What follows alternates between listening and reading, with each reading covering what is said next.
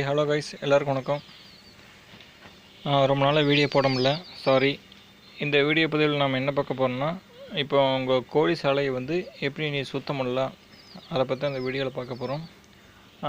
சில பேர் எப்படி சுத்தம் பண்ணுவாங்கன்னா, ஜஸ்ட்டு வந்து இந்த சாலையை சும்மா சேவக்கட்டையை வச்சு பெருக்கிடுவாங்க. சில பேர் வந்து என்னென்னா, அதில் வாரத்துக்கு ஒரு தாட்டி வந்து இந்த சாணி கரைச்சி தெளிச்சு விட்ருவாங்க சுத்தம் பண்ணதுக்கப்புறம். நான் என்ன சொல்ல போனால், இப்போ சில பேருக்கு இந்த மாடியில் வளர்க்குறவங்களுக்குலாம் வந்து கோழி வளர்க்குறவங்களுக்கு இந்த சாணி அவ்வளோ சீக்கிரம் கிடைக்காது. அதுக்கு நீங்கள் வந்து பெஸ்ட்டு வந்து பார்த்திங்கன்னா, கடையில் போய் இந்த பொட்டாசியம் பெருமாங்கனேட் அப்படின்னு ஒரு சின்ன பாக்கெட் இருக்கும், உங்களுக்கு காட்டுறேன். பொட்டாசியம் பெருமாங்கனேட் சின்ன பாக்கெட் இருக்கும், கேட்டீங்கன்னா உங்களுக்கு கொடுப்பாங்க. எத்தனை கிராம் பார்த்தீங்கன்னா 5 கிராம் நினைக்கிறேன். இந்த சின்ன பாக்கெட்டை வாங்கிட்டு வந்துடுங்க. வாங்கிட்டு வந்து ஜஸ்ட்டு உங்கள் சாலை எவ்வளோ, உங்கள் பண்ணை எவ்வளோ, இடம் எவ்வளோ இப்போ பெருசாக இருக்குது அந்த ரேஞ்ச் அளவுக்கு தண்ணி எடுத்துங்க.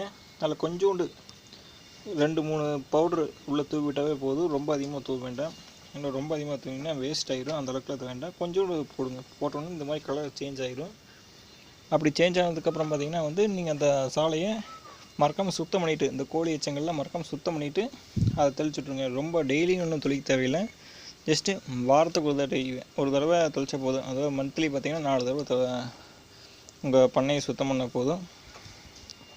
இது எதுக்கு சுத்தம் பண்ணுறோன்னு பார்த்திங்கன்னா வந்து இந்த கிருமிகள் இருக்கும். இப்போ மோஸ்ட்லி கோழிகளுக்கு குஞ்சுகளுக்கு நோய் வர்றது எதனால் பார்த்திங்கன்னா வந்து அந்த கிருமியினால் தான் அதிகமாக நோய் வரும்.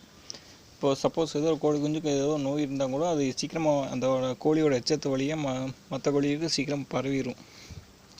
அதனால் பார்த்திங்கன்னா பெஸ்ட்டு வந்து நீங்கள் வந்து டக்குனு வாரத்துக்கு ஒரு தடவை இது மாதிரி நல்லா தொளிச்சுட்டு சுத்தம் பண்ணிங்கன்னா அந்தளவுக்கு கோழியை வந்து அந்தளவுக்கு எந்த நோயும் தாக்காது, சீக்கிரமாக காப்பாற்றிடலாம். இது வந்து ஒரு முன்னெச்சரிக்கை நடவடிக்கை, அது மாதிரி தான் இது.